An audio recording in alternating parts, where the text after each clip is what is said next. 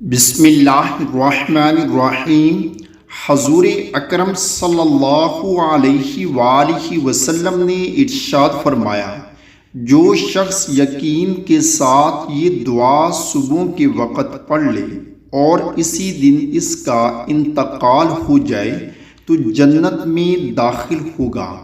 جنت میں داخل ہونے کا نبوی نسخہ: اللہم انت ربی لا الہ الا انت خلقتنی وانا عبدک وانا علی عہدک ووعدک ما استطعت اعوذ بک من شر ما صنعت ابوء لک بنعمتک علی وابوء لک بذنبی فاغفر لی فإنہ لا یغفر الذنوب الا انت۔